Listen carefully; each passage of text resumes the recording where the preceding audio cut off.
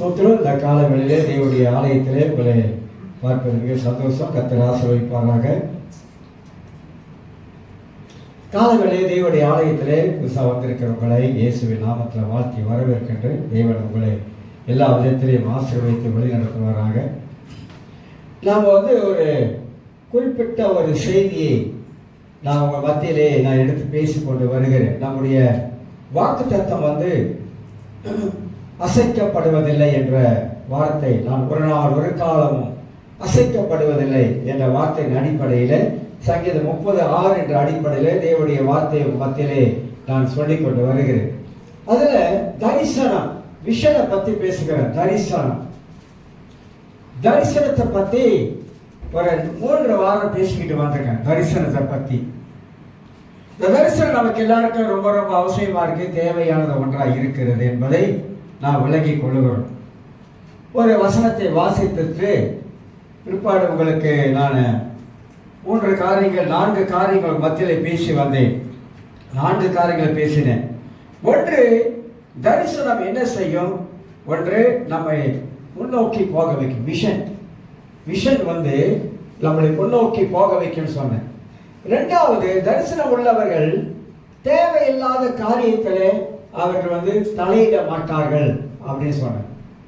3வது, தரிசனம் உள்ளவர்களுக்கு ஒரு குறிக்கோள் இருக்கும். ஒரு குறிக்கோளோட தன் வாழ்க்கையை வாழ ஆரம்பிப்பார்கள் என்பதையும் நாம் அறிந்து கொள்ளுகிறோம். 4வது, நான் சொன்ன போன வாரத்தில் தரிசனம் உள்ளவர்கள் அதிகமாக தேவ சமூகத்திலே ஜெபிக்கக்கூடிய மக்களாக காணப்படுவார்கள் என்பதை குறித்து நாம் அறிந்து கொள்கிறோம். 1 கொரிந்தியர் புஸ்தகத்தை கொஞ்சம் திருப்பிக் கொள்வோம். அதிலிருந்து ஒரு வார்த்தையை உங்களுக்கு நான் காட்டிவிட்டு பிற்பாடு அடுத்த 5வது காரியத்துக்குள்ளாக நான் கடந்து போகலாம் என்று எண்ணுகிறேன். வாசிக்கின்றேன். 1 கொரிந்தியர் 2ஆம் அதிகாரம் வசனம் 12 வாசிக்கிறேன். நாங்களோ உலகத்தின் ஆவியை பெறாமல் தேவனால் எங்களுக்கு அருளப்பட்டவைகளை அறியும்படிக்கு தேவனிடத்திலிருந்து புறப்படுகிற ஆவியை பெற்றிருக்கிறோம் அப்படின்னு பவுல் சொல்றாரு. 13ஆம் வசனத்துல அவைகளை நாங்கள் மனுஷ ஞானம் போதிக்கிற வார்த்தைகளாலே பேசாமல் பரிசுத்த ஆவி போதிக்கிற வார்த்தைகளை பேசி பரிசுத்த ஆவிக்குரியவைகளோடு சம்பந்தப்படுத்தி காண்பிக்கிறோம். 14ஆம் வசனத்தை வாசிக்கிறேன். ஜென்ம சோபமான மனுஷனோ தேவனுடைய ஆவிக்குரியவைகளை ஏற்றுக்கொள்ளான். அவைகள் அவனுக்கு பைத்தியமாக தோன்றும். அவைகள் ஆவிக்கேற்ற பிரகாரமாய் ஆராய்ந்து நிதானிக்கப்படுகிறவைகளானதால் அவைகளை அறிய மாட்டான் என்று வாசிக்க. தரிசனம் உள்ளவர்கள் அவர்கள் எப்படிப்பட்ட ஒரு கிறிஸ்தவ வாழ்க்கை வாழ்வார்கள் சொன்னாக்கா, தரிசனம் உள்ளவர்கிட்ட ஆவிக்குரிய ஜீவியம் இருக்கும். 3 மனிதரை பற்றி 1 கொரிந்தியர் புத்தகம் நமக்கு போதிக்கிறது. 3 மனிதர்கள். அதனால்தான் நம்ம இந்த வருஷத்துல பைபிள் ஸ்டடி இந்த பழைய ஏற்பாட்டுடைய இறைகளை பற்றி போதிக்கிறோம். தியோலஜி, ஓல்ட் டெஸ்டமென்ட் தியோலஜி அப்படி சொல்லிட்டு செவ்வே கிடையாது. இது இதில் முக்கியமான சத்தியங்களை நம்ம பிரயாசப்பட்டு அதை எடுத்து ஒரு 1/2 மணி நேரம் நீலாயில் உள்ளவங்களும் இதில் ஜாயின் பண்ணுறாங்க, அப்பாங்கள் உள்ளவங்களும் ஜாயின் பண்ண வேண்டும் என்பதுதான் நம்முடைய விருப்பம். ஏங்க வேத பாடத்துக்கு நம்ம முக்கியத்துவம் கொடுத்து சொல்கிறோம்? பைபிள் ஸ்டடி ஒரு சபைக்கு அவசியமா? ரொம்ப ரொம்ப அவசியம். ஆராதனை என்பது ஆலயத்துக்கு கடவுளை ஆராதனை பண்ணிவிட்டு அவர்களுக்கு பொதுவான ஒரு ஆசீர்வாதமான ஒரு செய்தியை கொடுத்து விட்டு போயிடுவாங்க, அவ்வளவுதான். ஆனா வேத ஆராய்ச்சி என்பது வேதத்தை சரியாக கற்றுக்கொள்வது. ஒரு அப்போஸ்தலன் சபைக்கு வரும் பொழுது, ஏன்னா இன்னைக்கு போலி அப்போஸ்தலர்கள் நிறைய இருக்கிறாங்க, இந்த உண்மையான அப்போஸ்தலன் பைபிள்ல தான் இருக்காங்க. ஒரு அப்போஸ்தலன் சபைக்கு வரும் பொழுது அவன் முதலாக பார்க்கிறது சபை எந்த அளவுக்கு ஆழமா வசனத்துல அஸ்திபாரம் போட்டிருக்குது. அப்போஸ்தலன் அதான் பார்ப்பாரு. அப்போஸ்தலன் வளர்ச்சியை பார்க்க மாட்டாரு, சபை எந்த அளவுக்கு அஸ்திபாரமா நிக்குது, வசனத்துல அஸ்திவாரமா நிக்குது. அதைத்தான் ஒரு அப்போஸ்தலன் வந்து பார்ப்பார். அப்ப சபை எதுல நிக்கணும் அப்படின்னு கேட்டீங்கன்னா, தேவனுடைய வார்த்தையில அஸ்திபாரம் போடணும். தேவனுடைய வார்த்தையில அஸ்திபாரம் போடணும்னாக்கா வேதத்தை சொல்லி கொடுக்கிறவங்க கிட்ட கத்துக்கணும். நாங்களாம் அப்படிதான் வளர்ந்து வந்தோம். விசுவாசம் இருக்கிற காலத்துல வேத பாடத்துக்கு பைபிள் ஸ்டடி ஷாலாமுக்கு ஓடுவேன். பைபிள் ஸ்டடிக்கு ஓடுவேன். ஆராதனை வேற. வேத அவ்வளவு தூரம் மெனக்கெட்டு போய் அந்த வேத ஆராய்ச்சியில பங்கு கொண்டு அப்படியே வளர ஆரம்பித்தோம். வசனம் தான் ஒரு கிறிஸ்தவனை வளர்க்க ஆரம்பிக்கும். வசனம் தான் ஒரு கிறிஸ்தவனை சரியா வாழ வைக்கிறதுக்கு உதவியா இருக்கும். வசனம் தான் நம்ம வலது பக்கம் இடது பக்கம் சாயாம நம்ம கிறிஸ்துவை நோக்கி போவதற்கு வசனம் தான் நமக்கு உதவியா இருக்கும். அந்த வசனத்தை நம்ம எவ்வளவுக்கு எவ்வளவு கற்றுக்கொள்ள ஆரம்பிக்கிறோமோ நமக்குள்ளாக ஒரு ஆவிக்குரிய தரிசனம் புறப்பட்டு வந்து கொண்டே இருக்கும். கிறிஸ்தவ வாழ்க்கையிலே நாம் இப்படி வாழ வேண்டும், கிறிஸ்தவ வாழ்க்கையிலே நாம் இப்படி வாழக்கூடாது, கிறிஸ்தவ வாழ்க்கையிலே தேவன் அறிகிற அறிவை எப்படி பெற்றுக்கொள்வது, கிறிஸ்தவ வாழ்க்கையிலே எப்படி முன்னோக்கி போகலாம், கிறிஸ்தவ வாழ்க்கையிலே எப்படி தடைகளை உடைக்கலாம், கிறிஸ்தவ வாழ்க்கையிலே வருகிற சோதனைகளை எப்படி மேற்கொள்ளலாம், கிறிஸ்தவ வாழ்க்கையிலே எப்படி ஜெபிப்பது, இதெல்லாம் வந்து நம்ம வேத ஆராய்ச்சியின் மூலமாக நம்முடைய ஆவிக்குரிய வாழ்க்கையை நம்ம வளர்த்துக் கொள்றோம். அதுக்குதான் அவசியம். அதுதான் பிரேயர் வைக்கிறோம். வேத பாடத்தை நாம கற்றுக்கொள்கிறோம். பழைய ஏற்பாட்டுடைய இறையல் சொல்லிட்டு பல ரகசியங்கள் இருக்குது. நான் தான் சொல்ல போறேன். அதுதான் என்னுடைய ஆர்வம். என் உள்ளத்தில் இருக்கிற ஒரு ஆர்வம் என்னன்னா, ஜனங்களுக்கு சரியானதை கற்றுக் கொடுக்கணும். அதுக்கு தான் எஃபர்ட் போடுறோம். பல காரியத்தை நான் படிக்கிறேன், பல காரியத்தை படிச்சு எடுக்கிறேன், பல காரியத்தை வேண்டியவைகளை உங்களுக்கு பைபிள் படிக்கிறோம், மற்ற காரியத்தை படிக்கிறோம், உட்கார்ந்து அதுக்குன்னு நேரத்தை செலவு பண்ணி உங்களுக்கு ஏன் கொடுக்கிறோம்னா, நீங்கள் வேதத்தை சரியாக புரிந்து கொள்ளணும். நிறைய பேர் நிறைய காரியம் வந்துருச்சுங்க. அதனால நான் சொல்றேன், பரலோகத்தில் வீடு இருக்கா? வீடு இருக்குங்களா? பரலோகத்துல வீடு கட்டப்படுதா? பரலோகத்தில் வீடு கட்டப்படுதா? இருக்கா? பரலோகத்தில் வீடு கட்டிக்கிட்டு இருக்காங்க. வீடு இயேசு வந்து பரலோகத்தில் அவங்க வீடு கட்டிக்கிட்டு இருக்காரா? பரலோகத்தில் வீடு கிடையாது, வளம் கிடையாது. இங்க இருக்க வீடு போதும். அங்க வந்து வீட்டை கட்டி என்ன பண்ண போறாரு? சில சொல்றாங்க வீடை கட்டி கொண்டு இருக்கிறான்.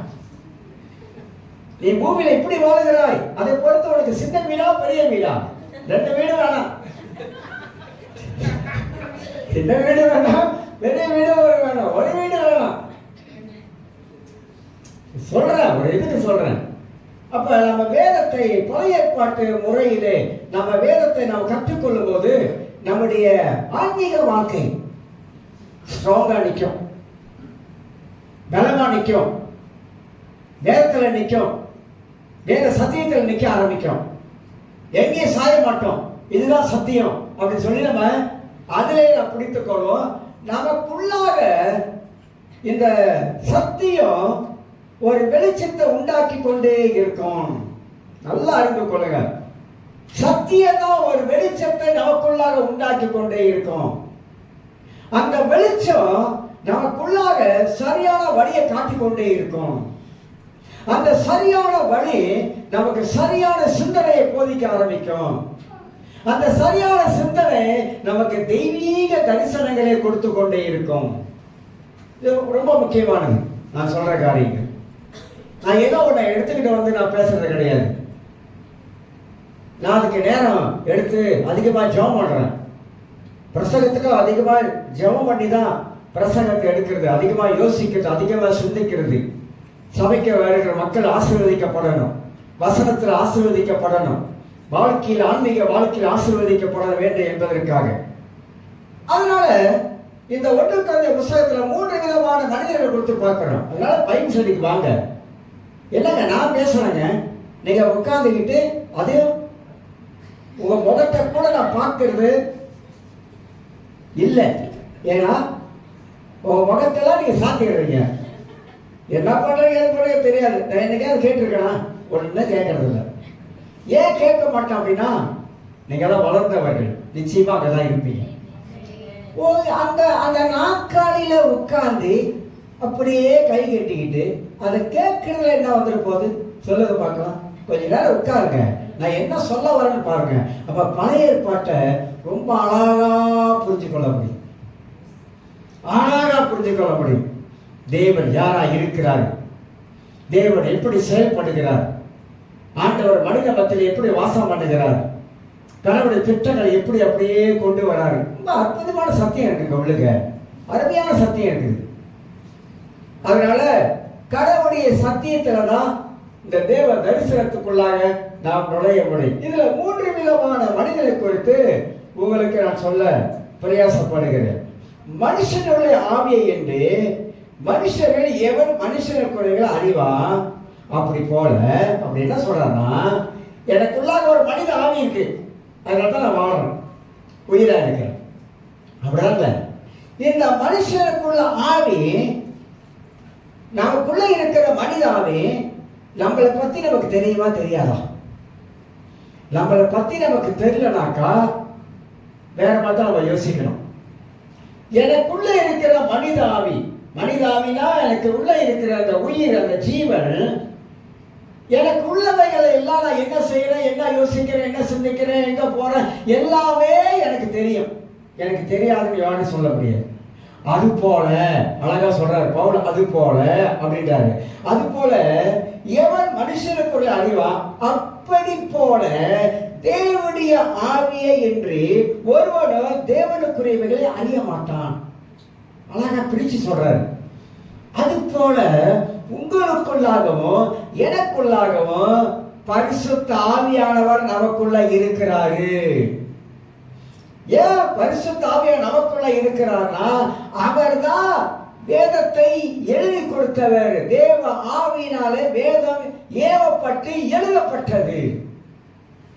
அப்ப நமக்குள்ள இருக்கிற பரிசுத்தமுள்ள பரிசுத்த ஆவியானவர் அவர் என்ன செய்யறாருனாக்கா, தேவனுக்குரிய காரியங்களை நமக்கு காட்டிக்கொண்டே இருக்கிறார். எது தேவனுக்குரிய காரியங்கள், எது தேவனுக்கு இல்லாத காரியங்கள், எது உலகத்துக்குரிய காரியங்கள், எது உலகத்துக்கு இல்லாத காரியங்கள் எல்லாம் பரிசுத்த ஆவியானவர் எனக்குள்ள இருந்து தேவனுடைய ஆவியை இன்றி ஒருவனும் தேவனுக்குரியகளை அறியவே முடியாது. அப்ப ஆவியானவர் தான் எனக்கு கற்றுக் கொடுக்கிறாரு, ஆவியானவர் தான் வேத வசனங்களை சொல்லிக் கொடுக்கிறாரு, ஆவியானவர் தான் சரியான காரியத்தை சிந்திக்க சொல்றாரு வசனத்துல இருந்து. அப்ப பைபிளை ஏன் நம்ம படிக்கணும் ஏன் சொல்றோமாக்கா, பரிசுத்த ஆவியானவர் படித்ததை ஞாபகத்துல கொண்டு வராரு, பழைய ஏற்பாட்டில் இருக்கிற உபதேசங்களை ஞாபகத்துல கொண்டு வராரு, பழைய ஏற்பாட்டில் இருக்க தேவனுடைய மனிதர்களை நமக்கு ஞாபகத்தில் கொண்டு வராரு, அவருடைய வாழ்க்கையில் இருக்கிற பாடங்களை கற்றுக்கொள்ள சொல்றாரு. புதிய ஏற்பாட்டை படிக்கும் பொழுது புதிய உடன்படிக்கையிலே நாம் எப்படி இருக்க வேண்டும் என்பதை குறித்து ஆவியானவர் சொல்லி கொடுக்கிறாரு. அப்ப பைபிளை நம்ம படிக்க ஆவியானவர் பல காரியங்களை நமக்குள்ள இருந்து போதிச்சு கொண்டே இருக்கிறார். மனுஷனுக்கு ஒரு அருமையான நல்ல பழக்கம் இருக்கு. எல்லாம் யோசிக்கிறீங்க என்ன சொல்ல போறாரு. ரொம்ப ரொம்ப மனுஷனுக்கு ஒரு நல்ல பழக்கம் என்ன தெரியுங்களா, கடவுள் சொல்வதை மனிதன் கேட்பதே இல்லை. கடவுள் பல விதத்துல ஆண்டவர் நம்ம இடத்துல பல விதங்கள்ல கர்த்தர் பேசுறாரு, பல விதங்கள்ல ஆவியானவர் நமக்குள்ள இருந்து உணர்த்துறாரு. ஆனா நாம் கேட்பதே இல்லை, கேட்காமலே நாம் போய்விடுகிறோம். பழைய ஏற்பாட்டில் வஞ்சிக்கப்பட்டது யாரு, ஆதாமா ஏவாளா? வஞ்சிக்கப்பட்டது ஏவாள், ஆனா வஞ்சிக்கப்படல. ஆனா ஆதா கீழ்ப்படியாமல் போனான். இதான் வித்தியாசம். ஒரு கீழ்ப்படிதல், ஆதியிலே ஒரு கீழ்ப்படிதல் இல்லாமல் போனதுனால தான் மனு குலமே இன்னைக்கு சரிந்து விழுந்துருச்சு. அப்ப கீழ்ப்படிதல் எவ்வளவு முக்கியமானது பாருங்க. அதனால தான் வேதத்தை நாம வாசிக்கும் பொழுது கர்த்தர் எதுக்கெல்லாம் நம்ம வாழ்க்கையை கீழ்ப்படிய சொல்கிறாரோ அதற்கெல்லாம் நம்ம கீழ்ப்படிய வேண்டும். இதுல குறுக்கு நிற்கிறது எது தெரியுங்களா, மாமிசம். அதனால்தான் ஆவியானவர் நமக்கு பல காரியங்களை வெளிப்படுத்தி காட்டிக்கொண்டே வருகிறாரு. ஆனா நமக்குள்ள இருக்கிற இன்னொரு மனுஷன் இருக்கான். அவன் வம்சத்துக்குரிய மனுஷன். இந்த ஆவிக்குரிய மனிதன் தேவ சத்தியத்திலே தன் வாழ்க்கையை கற்றுக்கொண்டே வருகிறான். இந்த ஆவிக்குரிய மனிதன் தேவனுடைய தரிசனத்துக்குள்ளாக போய் கொண்டு இருக்கிறான். இந்த ஆவிக்குரிய மனிதன் தன் வாழ்க்கையில முன்னேறி போய் கொண்டே இருக்கிறான். இந்த ஆவிக்குரிய மனிதன் வருகிற தடையெல்லாம் இயேசு நாமத்தை உடைக்க ஆரம்பிக்கிறான். ஆனா மாசத்துக்குரிய மனிதன் அப்படி அல்ல. மாசத்துக்குரிய மனிதன் தனக்குள்ளாக எதையெல்லாம் ஆசையா தூண்டுகிறதோ அந்த ஆசைக்கு மனிதன் அடிமையாகிறான். மாசத்துக்குரிய மனிதன் தேவனுக்கு பிரியமாக வாழவே முடியாது என்பது ரோமர் 8ஆம் அதிகாரத்தில் வாசிங்க உங்களுக்கு தெரியும். ஏன் மாம்சத்துக்குரிய மனிதன் தேவனுக்கு பிரியமா வாழ முடியாது? மாம்சத்துக்குரிய மனிதன் ஆவிக்குரிய காரியங்களை அக்கறை எடுக்க மாட்டாங்க. மாம்சத்துக்குரிய மனிதர் வேதத்தை அவர்கள் எடுத்து வாசிக்க மாட்டார்கள். மாம்சத்துக்குரிய மனிதர்கள் தேவ சமூகத்தில் ஜெபிக்க மாட்டார்கள். ஏன்னா அவங்களுக்குள்ளாக இந்த மாமிசம் அவங்களை தேவனோடு நெருங்கி வாழ விடாது. அதனால்தான் சனிய சாத்தான் நீ கடவுளோடு நெருங்காத, வேண்டாம், நீ கடவுளோடு இணைஞ்சிடாத, வேண்டாம், நீ கடவுளோட இணைஞ்சிட்டா எனக்கு தான் பிரச்சனை, அதனால கடவுளோடு சேரக்கூடாது என்பதற்காக இந்த மாமிசம் என்ன சொல்லுகிறதோ இந்த மாசத்துக்குரிய அதைத்தான் கேட்டு வாழ ஆரம்பிக்கும். இது ரெண்டையும் நாம் நன்றாக அறிந்து கொள்ள வேண்டும். இன்னொரு மனுஷன் இருக்கு, அதுல ஜென்ம சுவாபத்துக்குரிய மனிதன். அவன் யாருன்னு கேட்டீங்கன்னா ரட்சிக்கப்படாம உலகத்தில் இருக்கிறவன். கடவுளை அறியாத மனிதர்கள். கடவுளை அறியாத மனிதர்கள் மனம்போட போக்கிலே வாழக்கூடியவர்கள். நிறைய பேர் பல விதமா யோசிக்கிறாங்க. ஏன் கடவுள் நல்லவர் சொல்றீங்க, கடவுள் அன்புள்ளவர் சொல்றீங்க, ஏன் உலகத்தில் இவ்வளவு தீமை நடக்கணும்? இங்க வெட்டான், அங்க குத்துறான், அங்க கொல்றான், இங்க திருடுறான், அங்க கொள்ளையடிக்கிறான், இங்க லஞ்சம் வாங்குறான், என்னென்னமோ உலகத்தில் நடக்குதுங்க. ஏங்க இந்த உலகத்தில் இப்படி தீமை எல்லாம் நடந்து இருக்குது அப்படின்னு நிறைய பேர் கேள்வி. கடவுள் இதெல்லாம் தடுக்க முடியாதா? அப்படிலாம் கேட்பாங்க தெரியுங்களா. கடவுள் தடுக்க முடியாதா? கடவுள் தடுத்திருக்கலாமே. குறுக்க வர்ற காடியை அப்படியே திருப்பி விட்டுருக்கலாமே. எல்லாம் நம்முடைய மனித அறிவு அந்த அளவுக்கு மனித மூளை பெருத்து போச்சு.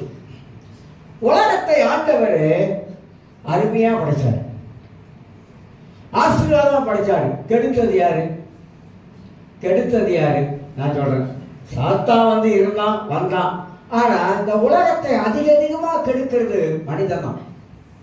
ஏன்னா மனிதனுக்குள்ளாக நல்ல ஆவி இல்லை, மனிதனுக்குள்ளாக ஒரு தீய ஆவி இருப்பதனாலே மனிதன் அந்த தீய ஆவியினாலே ஆளுகை செய்யப்படுகிறான். அதனால தான் அவன் பேசுவது தீமையா இருக்கு, அவன் சிந்திப்பது தீமையா இருக்கு, அவன் செய்வது தீமையா இருக்கு, எல்லாமே தீமையா இருக்கு. அதனால உலகம் சீர்கிட்டு போச்சு. உலகம் எப்படி வாழ்ந்தலாம், மனுஷன் எப்படி வாழ்ந்தலாம் நினைக்கிறான். எவ்வளவு காலம் உலகத்துல, எவ்வளவு காலம்? ஒரு கொஞ்ச காலம் இந்த உலகத்துல ஒரு வயசு இருக்கு, அவ்வளவுதான். அது முடிஞ்சு போனா நிச்சயமாக நீங்களால இருக்கவே முடியாது. நிச்சயமா போயிடும், எல்லாரும் போயிடும். ஆனா மனிதன் இந்த உலகத்துல வாழும் பொழுது அதை உணராமலே மனிதன் வாழ்ந்து கொண்டு இருக்கிறான். பைபிள் ரொம்ப அழகா சொல்லுது, பழைய ஏற்பாடு சரி புதிய ஏற்பாடு சரி. ஆனா கிறிஸ்தவர்கள் அப்படி இல்லை, உணர்ந்து வாழக்கூடியவர்கள், கடவுளை அறிந்து உணர்ந்து வாழக்கூடியவர்கள் என்பதை அறிந்து கொள்கிறோம். ஆகினால்தான் இந்த 15ஆம் வசனத்துல 1 கொரிந்தியர் 2:15 ஆவிக்குரியவள் எல்லாவற்றையும் ஆராய்ந்து நிதானிக்கிறான். நீங்கள் நான் ஆவிக்குரிய மனிதர்களா? நிதானிக்கிறவா? நல்லா யோசிக்கிறவா? சரியா சிந்திக்கிறவா? வார்த்தைகளை சிந்திக்கிறவா? சரி பிழை என்பதை கண்டுபிடிக்கிறவா? எது சரி எது தவறு என்பதை கண்டுபிடிக்கிறவா? அறிஞ்சு கொள்றவா? அப்ப இந்த ஆவிக்குரிய மனிதன் வளர வளர அவனுக்குள்ளாக ஒரு தெய்வீக தரிசனம் வந்து கொண்டே இருக்கும். தெய்வீக தரிசனத்திலே அவன் போக ஆரம்பிப்பான். எல்லாருக்கும் தரிசனம் ரொம்ப ரொம்ப முக்கியம். சொப்பனம் வேற, தரிசனம் வேற, ரெண்டையும் ஒன்னா செய்யக்கூடாது. இப்ப நான் 5வது காரியமாக உங்களுக்கு சொல்லுகிறேன். 5வது காரியம், உங்களுக்கு எனக்கும் ஒரு லட்சியம் இல்லைனா, லட்சியம் லட்சியம்னா என்ன நினைக்கிறீங்க? லட்சியம் ஏம் சொல்றல, ஏம் பண்ணணும். வாழ்க்கையில ஒரு ஏம் இருக்கணும், லட்சியம் இருக்கணும். அது இல்லாம உலகத்துல எவ்வளவு பேர் வாழணும் தெரியுங்களா? லட்சியமே இல்லைங்க வாழ்க்கையில. லட்சியம் இல்லாத வாழ்க்கை எங்க போய் முடிய நீங்க நினைக்கிறீங்க? எல்லா மனிதனுக்கும் ஒரு லட்சியத்தோடு இந்த உலகத்துல வாழணும். எனக்கு சின்ன பிள்ளையிலேருந்து ஒரு லட்சியம் இருக்குது. அந்த லட்சியத்தை இன்ன வரைக்கும் நான் வச்சுக்கிட்டு தான் ஆகணும். மற்றவங்க போல வாழக்கூடாது. லட்சியம் இப்படிதான் நான் வாழணும். இப்ப ஆர்மியில ஒருத்தர் உட்கார்ந்துருக்காரு, பின்னால் அவருக்கு தெரியும். டிசிப்ளின், ஆர்மியில ரொம்ப டிசிப்ளின் தெரியுங்களா? அதனால அவங்க எங்க பார்த்தாலும் பாருங்க, அந்த டிசிப்ளினை வந்து வயசான காலத்துல கூட விடவே மாட்டாங்க. டிசிப்ளினோட வாழ்வாங்க. வாழ்க்கையில ஒரு டிசிப்ளின் இல்லைன்னா சொல்லுங்க, நம்ம வாழ்க்கையில தனிப்பட்ட வாழ்க்கையில ஒரு டிசிப்ளின் இல்லைன்னா எப்படி? யாருடைய வாழ்க்கையில ஒரு டிசிப்ளின் இருக்கிறதோ அவங்க வந்து அந்த லட்சியத்தை நோக்கி போய் கொண்டே இருப்பாங்க. ஒருத்தர் சொல்றாரு, நான் வீடு இல்லாம கல்யாணம் பண்ணதுக்கு முன்பதாக ஊதாரியா இருந்தாங்க. லைஃப்ல சொல்றாரு, நடந்தது சொல்றாரு. ஊதாரியா இருந்தேன். அவர் ஊதாரியா இருந்த காலத்துல ஒரு வீட்டுல வந்துதான் ஒரு வாடகை வீடு எடுத்து அத படுத்து கிடந்தேன். சிவில்ல படுத்து கிடப்பேன். அப்புறம் திருமணம் பண்ணேன். நானே என் வாழ்க்கையில நான் ஏன் அப்படி வாழணும்? எத்தனை வருஷமா, எத்தனை 14 வருஷமா என்னவோ நான் வந்து வாடகை வீட்டில் இருந்தேன். நான் முயற்சி எடுத்தேன். எங்க வீட்டிலாம் சொல்லுவாங்க ஊதாரி, அப்படிலாம் பேசுவாங்க. வாழ்க்கையில ஒரு லட்சியத்தை உண்டாக்குற ஒரு தீர்மானத்தை எடுத்தேன். இப்படி வாழக்கூடாது அப்படின்னு சொல்லிட்டு சொல்றாரு. எனக்கு என்னோட ஐலாக் என்னோட கார் தான், 2 லோரி என்னோட தான் அப்படின்றார். அப்புறம் சொல்றாரு, இந்த காடு தான் என்னோட தான். இந்த புது வீடுங்க, இது வந்து சேவா வீடு, இது புது வீடு. போன வருஷம் வாங்கி ரெனோவேஷன் பண்ணி அந்த புது வீட்டில் குடியிருக்கிறேன். ஹலோ, ஒரு உலகத்தில் இருக்கிற ஒரு மனிதன் அவனுக்கு ஒரு லட்சியம் இருக்குன்னா அவங்களை விட நமக்கு கடவுளை அறிஞ்சவங்களுக்கு என்ன லட்சியம் இருக்கணும் நமக்கு சொல்லுங்க. நீ சொல்ற நான் நல்லா இருக்கிறேன், லோன் இருக்கு, 2 லோன் இருக்கு, கார் இருக்கு, எல்லாம் இருக்கு, வீடு இருக்கு, புது வீடு வாங்கிட்டேன். வாழ்க்கையில் அப்படி வாழணுங்க. வாழணும், அப்படி வாழணும், லட்சியத்தோட வாழணும், வாழ்க்கையில குறிக்கோளோட வாழணும். ஒண்ணுமே இல்லாம வாழ்றதுல என்ன பிரயோஜனம் இருக்குதா? ஏதாவது இருக்குதா சொல்லுங்க? ஏதாவது இருக்குதா? இயேசு அப்படி வாழ சொன்னாரா? இல்லங்க. இயேசு பூமியில் இருந்த பொழுது அவர் வந்து பிச்சைக்காரனா வாழ்ந்தார் அப்படின்னு உங்களுக்கு யார் சொல்லி கொடுத்தார்? ஏன்னா அவர் மாட்டுக்கோட்டையில பிறந்தாரு, புழுவிட்டான். அந்த காலத்திலே புழுவிட்டாங்க. மாட்டுக்கோட்டையில பிறந்தாரு, மாட்டுக்கோட்டையில பிறந்தாரு, அவர் ஏழையா பிறந்தாரு, மாட்டுக்கோட்டையில பிறந்தாரு, புழுவிட்டான். அந்த காலத்திலே பொய் சொல்லி இயேசு மாட்டுக்கோட்டையிலே பிறந்தாருன்னு வச்சுட்டான். அதனால அவர் ஏழையா இருந்தாங்க. அவர் காலில் செருப்பு போட்டாரா? போடலையே. அவர் வந்து உடல் அமல்மாரா உடுத்துறாரா? இல்லையே. அவர் கார் இருந்துச்சா கேட்கிறாங்க. அவர் கார் இருந்துச்சா? நம்மள மாதிரி கார் போச்சாரு அவரு? சொல்லுங்க. இல்ல, நடந்தே வந்தாரு. சமரிய ஸ்திரியை பார்க்கறதுக்கு நடந்தே வராரு. மொட்டை வெயில்ல 6 கிலோமீட்டர் தூரம் நடந்து வந்தாரு. இப்படிலாம் பேசுறாங்க. அதனால நம்மளும் அவர் மாதிரி பரம ஏழையாயிரும் அப்படின்லாம் இன்னைக்கு வந்து சொல்றாங்க. ஏங்க நமக்கு வந்து இப்படி அப்படி இப்படி பல காரியம் சொல்றாங்க. ஆனா சத்தியம் தெரியல, உண்மை தெரியல. இயேசு கூட இருந்த பெண்கள்லாம் எவ்வளவு பெரிய பணக்கார பெண்கள் தெரியுமா உங்களுக்கு? இயேசு கூட இருந்தாங்க பெண்கள், சில பெண்கள்லாம் இருந்தாங்க, அவங்க உதவி செய்யற ஆட்கள். அவங்களாம் எவ்வளவு பணக்காரர் தெரியுங்களா? எல்லாம் வசதி படுத்தவங்க இயேசு கூட இருந்தவங்களாம். ஆனா நம்ம என்ன பண்றோம்? இப்படி ஒரு தவறான ஒரு மனப்பான்மை உள்ள வளர்த்துக்கிட்டு நம்ம இப்படிதான் இருக்கணும் அப்படி சொல்லி வாழ ஆரம்பிக்கிறோம். தப்பு கணக்கு அதெல்லாம். கேட்கிறாங்க, இயேசு வந்து பிறந்ததுல இருந்து அவர் 12 வயசு வரைக்கும் அவர் எங்க இருந்தார்? அவர் சக்தர் இருக்கா? இருக்கு. அவர் என்ன செஞ்சார் தெரியுமா உங்களுக்கு? இப்படிலாம் நிறைய நிறைய தேவையில்லாத நிறைய கேள்விகள் இருக்குது. அதனால அவர் உலகத்துல ஐஸ்வர்யவனா இருந்தாரு. அவர் தேவனா இருந்தவர் அடிமையை கோலமெடுத்து பூமியில இறங்கி மனுஷ சாயலாகி மாறி மனிதனுக்கு அவர் வழிகளை இயேசு கற்றுக் கொடுத்தாரு. கடவுளுடைய நோக்கம் என்ன? மனித வாழ்க்கையில நோக்கம் என்ன? மனிதன், அதாவது தேவன் நம்ம மேல ஒரு நோக்கத்தை வச்சிருக்கிறார். அந்த நோக்கம் தான் பழைய ஏற்பாட்டுல வருது. அந்த நோக்கத்தை மனிதன் அறியல.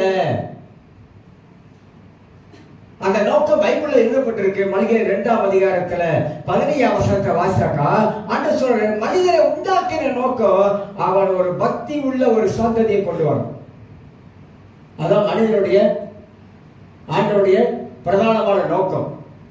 இந்த உலகத்துல மனிதர் ஒரு பக்தி உள்ள ஒரு சந்ததியை மனிதர் கொண்டு வர வேண்டும் என்பதற்காக ஒருவனை எல்லாம் படைத்தேன். ஏன் ஒருவனை படைத்தேன்? ஆதாமை ஒருவன். ஆதாம் தான் முதல் மனிதன். அத கூட ஒரு கேள்வி கேட்கிறாங்க. எப்படி கேட்கிறாங்க? ஆதாம் முதல் மனிதனாக இருந்தா காயினுக்கு மனைவி எங்கே இருந்தது? எங்க இருந்த உலகம் என்ன கேள்வி? காயினுக்கு மனைவி எங்கே இருந்து வந்தது? அப்படின்னா ஏன்னா அப்படிதான் கேட்பாங்க நிறைய பேர் உலகத்தில். அதை கேட்டுதான் நம்மள மடக்க ஆரம்பிப்பாங்க. ஆனா பைபிள் அந்த காலத்தில் ஆண்டவர் சில அனுமதித்த சில காரியங்கள் இருக்குது. வேதம் எல்லாத்துக்கும் பதில் கொடுக்குதுங்க. வேதம் குறைவற்றது. வேதம் ஆத்மாவை உயிர்ப்பிக்கக்கூடியது. வேதம் மனிதனை வாழ வைக்கக்கூடியது. வேதம் மனிதன் கீழே இருந்த மனிதனை மேலே கொண்டு நிப்பாட்டக்கூடியது. நீ குப்பையில இருந்தீங்கன்னா அவனை கோபுரத்தில் வைப்பார் கடவுள். எத்தனை கிறிஸ்தவ வாழ்க்கையில இப்படி இருந்த, இந்த மாதிரி இருந்தேன். ஆனா என்னைக்கு இயேசுய வாழ்க்கையில வந்தவரோ, என்னைக்கு நான் ரட்சிக்கப்பட்டனோ, என் வாழ்க்கை மாறி இல்ல. என் வாழ்க்கையில பெரிய மாற்றங்கள், என் வாழ்க்கையில பெரிய ஆசீர்வாதங்கள். நான் இப்படி இருந்த எங்க வீட்டுல யாரும் மதிக்க மாட்டாங்க. ஆனா இன்னைக்கு வீட்டுல என்னை பார்த்தா அவ்வளவு மரியாதை. யாருக்குள்ள இயேசு இருக்கிறாங்களோ அவங்களெல்லாம் கர்த்தர் உயர்ந்த இடத்துல தான் வைப்பார். கீழே வைக்க மாட்டாரு. அதுக்குத்தான் வேதம் நமக்கு போதிக்கிறது. நமக்கு ஒரு விஷயத்தோட வாழும், தரிசனத்தோட வாழுங்க, ஒரே நோட வாழுங்க. வாழ்க்கையில இப்படிதான் இருக்க போற எதிர்காலம். என்னோட எதிர்காலத்தை கனவு காணுங்க. கல்யாணம் பண்ணும் போது எனக்கு வருகிற கணவர் இப்படி இருக்கணும், அவர் அப்படி இருக்கணும், இது இப்படி இருக்கலாம் அப்படின்னு சொல்லி ஜாப் பண்றீங்க. யாரும் அப்படி சொல்லி ஜாப் பண்றது இல்லை. டேவிட் யங்கேஜோட புத்தகத்தை படிச்சு உங்களுக்கு தெரியாது. படிக்க மாட்டீங்க எனக்கு தெரியும். ஏன்னா ஸ்கூல்ல 2000 புக்கை கொடுத்து வாங்குவீங்க, ஸ்கூல் புக்கு. ஏன்னா அது வாங்கி அவனை படிக்கணும்ல. காசை கொடுத்து ஸ்கூல்ல புக்கை வாங்க சொன்னா அது 10, 20, 30 வாங்கிடும். வாங்கி அது அறிவுக்கு அது படிக்கணும். ஆனா இந்த மாதிரி புக்கெல்லாம் படிக்க மாட்டோம், வாங்க மாட்டோம். ஏன் வாங்க மாட்டோம்? அதுல இன்ட்ரெஸ்ட் கிடையாது நமக்கு, அதுல ஆர்வம் கிடையாது, அவர் நாட்டம் கிடையாது நமக்கு. அதனால அது வாங்கறது இல்லை. எது முக்கியம்? அது முக்கியம்னா அதை விட வாழ்க்கை முக்கியம். ஏன் வாழ்க்கை முக்கியம்? அதுல தான் நிறைய விஷயங்கள் எழுதிருக்குது. டேவிட் யங்கேஜ் சொல்றாரு, அவர் சொல்றாரு, நீ ஜெபிக்கும் பொழுது எப்படி நீமா சொல்லி ஜெபிக்கணும்? உனக்கு என்ன கார் வேணும்? Okay, BMW car, right. என்ன கலர் வேணும் அதை சொல்லு. என்ன கலர் வேணும்? நீல கலரா, கருப்பு கலரா? அதை சொல்லு. எத்தனை பேர் ஏற கார் வேணும்? 4 பேர் ஏற கார். ஓகே. இந்த மாதிரி அவர் சொல்றாரு, நீ ஒரு பொருளை, ஒரு காரை வாங்கும் பொழுதோ, ஒரு காரியத்தை செய்யும் பொழுதோ, உனக்கு என்னென்ன தேவையா இருக்குதோ அதை ஆண்டவருக்கு நீ சொல்லணும். ஆண்டவரே, நான் கல்யாணம் பண்ண போறேன் ஆண்டவரே, எனக்கு நல்ல ஒரு மணவாளன் வரணும் ஆண்டவரே. அப்ப அந்த மணவாளன், அந்த புருஷன், அந்த மாப்பிள்ளை வர்றதுக்கு நீ என்ன சொல்லி ஜெபம் பண்ணணும்? ஆண்டவரே, அவர் ஆவிக்குரிய வாழ்க்கையில சிறந்தவராய் இருக்கணும், அவரை சேர்ச்சுக்கு வருகிற ஒரு மனிதனாய் இருக்கணும், அவர் ஏதாவது சேர்ச்சில் ஒரு ஊழிய செய்கிற ஆளாக இருக்கணும். அப்படிதான் ஜாப் பண்றோம். என்ன படிச்சிருக்காரு? அது ஆணா இருந்தாலும் பொண்ணா இருந்தான்.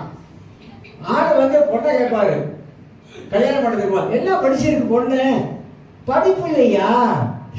படிக்காத பொண்ணை கல்யாணம் பண்ண என்ன பண்றது? ஆனா படிக்காத பொண்ணு கிட்ட நல்ல குணம் இருக்கு. அதை யாரும் பார்க்க மாட்டாங்க. குணத்தை யாரும் பார்க்கறேன்? யாரும் பார்க்கறது இல்லை. குணத்தை யாரும் பார்க்கறது இல்லை. படிச்சிருக்கா? எவ்வளவு சம்பாதிக்குது? ஓ, மாசம் 6000 வெள்ளி சம்பாதிக்குதா? Okay okay okay okay. இதைத்தான் இன்னைக்கு நிறைய உலகம் பார்க்குது.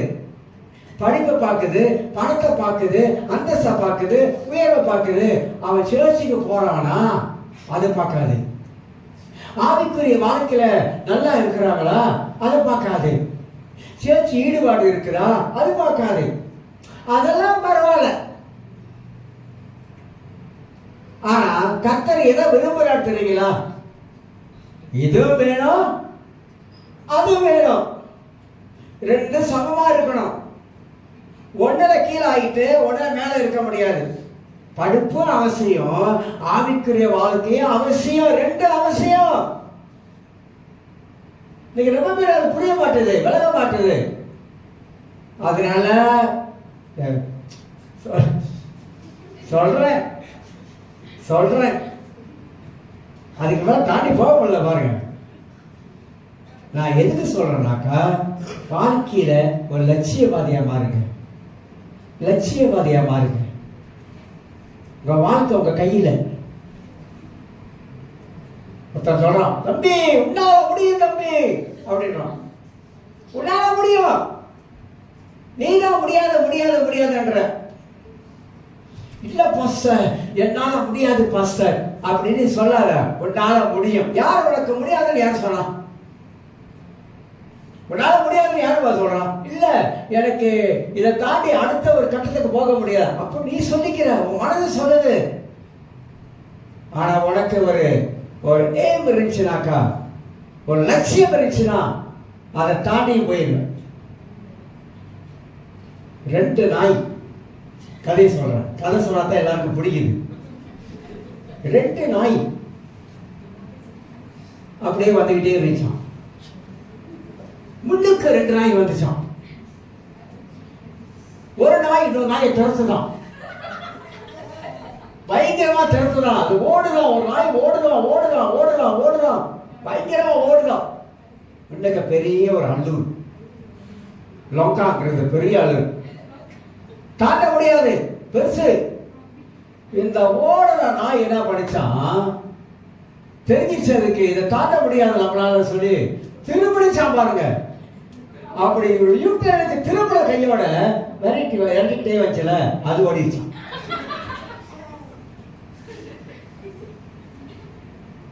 வாழ்க்கையில எதையும் கண்டு ஓடாதீங்க. சவால சந்திங்க.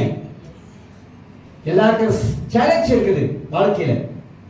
சவால சந்திங்க. கர்த்தர் கூட இருக்கிறாரு.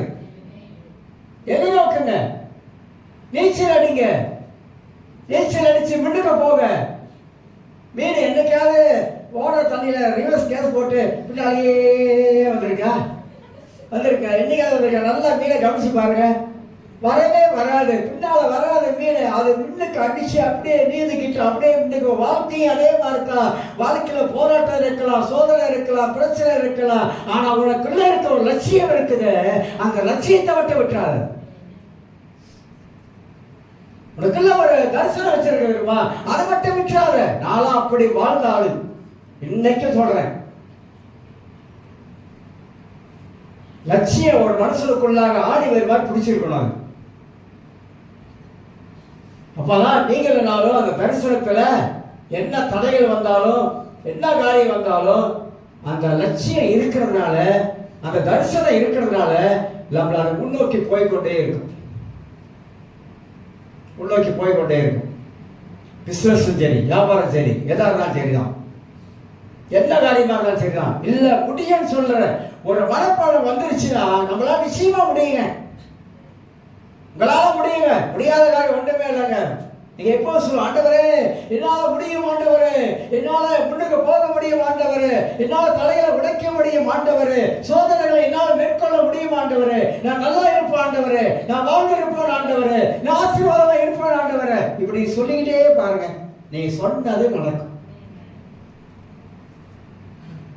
நிச்சயமா எனக்கு ஒரு மாப்பிள்ளை வந்துகிட்டு இருக்காரு, ஆண்டவரே ஆவிக்குரிய மாப்பிள்ளை வந்துகிட்டு இருக்காரு, ஆண்டவரே ஊழி செய்யற ஒரு மாப்பிள்ளை வந்துட்டு இருக்காரு, ஆண்டவரே அப்படியே நினைச்சு நினைச்சு சொல்லிக்கிட்டே இருங்க.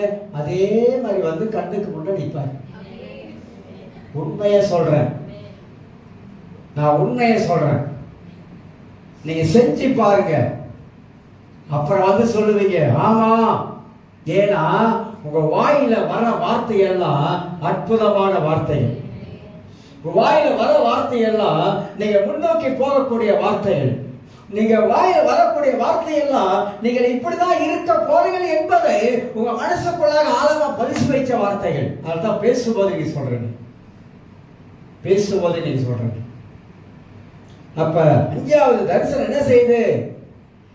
நிச்சயமில்லாத வாழ்க்கைகள்ல நிச்சயம் உள்ள ஒரு வாழ்க்கை. குருடனுக்கு குருடன் வழிகாட்ட முடியுமா? ஏசு சொல்றாரு, குருடனுக்கு குருடன் வழிகாட்ட முடியாது. தரிசனம் இல்லாதவங்க வழிகாட்ட முடியாது. எனக்கு தரிசனம் இருக்கிறதுனால நான் பேசுறாங்க, வசனத்தை எடுத்து நான் பேசுறேங்க, தரிசனத்தை பத்தி நான் அறிஞ்சு இருக்கிறேங்க, லட்சியத்தை பத்தி அறிந்து இருக்கிறேங்க, குறிக்கோளை பத்தி நான் அறிஞ்சு இருக்கிறேங்க, வாழ்க்கையில எப்படி போகணும்னு சொல்லி அறிஞ்சு இருக்கிறேங்க, அதனால நான் பேசுறேன், வசனத்தோடு பேசுறேன். அப்ப எனக்குள்ள இருக்கிற பரிசுத்த ஆவியானவர் ஒரு நாளும் என்னை பின்னோக்கி போக விட மாட்டாரு. கிறிஸ்தவ வாழ்க்கை இருக்க அது வெற்றிகரமான ஒரு வாழ்க்கை, வெற்றிகரமான வாழ்க்கை. பலவிதமான போராட்டம் வரும். வாழ்க்கை என்ன? வாழ்க்கை என்பது ஒரு பாடம். சொல்றாங்க நான் வாழ்க்கையில நிறைய பாடத்தை படிச்சுக்கிட்டாங்க அப்படின்னு ஏன் சொல்றாங்க? படிக்கணும். வாழ்க்கையில எவ்வளவுக்கு எவ்வளவு பாடங்களை படிக்கிறோமோ அவ்வளவு வாழ்க்கையில அனுபவங்கள் பேசும். உங்க வாழ்க்கையில நீங்க கடந்து போன அனுபவங்கள் உங்க வாழ்க்கையில மற்றவங்களுக்கு எடுத்து சொல்றதுக்கு உதவியா இருக்கும். பிரச்சனை இல்லாம உதாரணம் சொல்றேன், பிரச்சனையே இல்லை, பிறந்ததுலேருந்து பிரச்சனையே இல்லைங்க. ஒரு பிரச்சனையோட வரவங்கக்கிட்ட என்ன சொல்லுவீங்க? என்ன சொல்லுவீங்க? அவங்களுக்கு என்ன ஒரு ஆலோசனை கொடுப்பீங்க? இல்லை என்ன ஒரு அறிவுரை கொடுப்பீங்க? என்ன ஒரு புத்திமதி சொல்லுவீங்க? நீங்க சொல்லுவீங்க, நானும் என் வாழ்க்கையில இப்படியெல்லாம் கடந்து போயிருக்கிறேன், படாத பாடு இல்ல, வடிக்காத கண்ணீர் இல்ல, இப்படியெல்லாம் அழுது இருக்கிறான், ஆனா என் வாழ்க்கையை கர்த்தர் நடத்தினாரு, என் வாழ்க்கையை முன்னு கொண்டு போனாரு, நான் அநேக காரியங்கள் என் வாழ்க்கையில நான் கற்றுக்கொண்டேன் அப்படின்னு அடுத்தவங்களுக்கு நீங்க சொல்லுவீங்க. எல்லா மனித வாழ்க்கையிலும் சிலர் பிரச்சனையை சமாளிக்க முடியாம உலகத்தை விட்டு போனவங்க இருக்காங்க. பிரச்சனை சமாளிக்க முடியல, என்ன பண்றது? அதனால உலகத்தை விட்டு இறந்துருக்காங்க, தூக்கு போட்டிருக்காங்க, தற்கொலை பண்ணியிருக்காங்க, பல காரியம் செஞ்சிட்டாங்க. ஏன்? அவங்களால அதை தாண்டி போக முடியல. ஆனா நீங்களால அப்படி இல்லை, அதை தாண்டி போக முடியும். ஏன் தாண்டி போக முடியும்? எனக்கு ஒரு லட்சியம் இருக்கு. உலகத்துல எல்லாரும் சொல்றேன் பாருங்க, லட்சியத்தோடு வாழுங்க. வாழை பிள்ளைங்க சொல்றேன், லட்சியத்தோடு வாழுங்க. எதிர்காலத்தை மனசில் நினைச்சு வாழ ஆரம்பிங்க. என் எதிர்காலத்தை இப்படிதான் வச்சுக்குவேன், என் எதிர்காலம் இப்படிதான் இருக்கும் அப்படின்ற ஒரு எண்ணத்தோட வாழ ஆரம்பிங்க. நிச்சயமா சொல்றேன், 100% உங்க எதிர்காலம் நீங்க நினைச்ச மாதிரியே கர்த்தர் உங்களை அந்த அளவுக்கு ஆசீர்வாதமா உங்களை உயர்த்தி கர்த்தர் வைப்பது. அந்த தரிசனம் உங்க வாழ்க்கையில செத்து போகாது.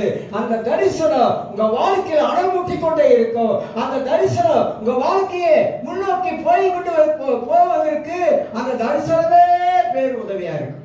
எல்லாரும் எழுந்திருக்கலாம், எல்லாரும் எழுந்திருக்கலாம். தரிசனம் உள்ளவங்களா வாழுங்க, லட்சியம் உள்ளவங்களா வாழுங்க, முன்னோக்கி போறவங்களா வாழுங்க. கர்த்தர் எல்லா தடைகளையும் தேவனை உடைக்கிற ஆண்டவர் என்பதை நீங்க மனசுல அறிந்து கொள்ளுங்க. தளர்ந்து போகாதீங்க. சோர்வு வரும், பலவீனங்கள் வரும், பல காரியம் வரும். ஆனா உங்களுக்குள்ள இருக்கிற அந்த லட்சியம் இருக்குது, உங்களுக்குள்ள இருக்கிற தரிசனம் இருக்குது. அது ஒரு நாள் உங்களை பின்வாங்க விடாது.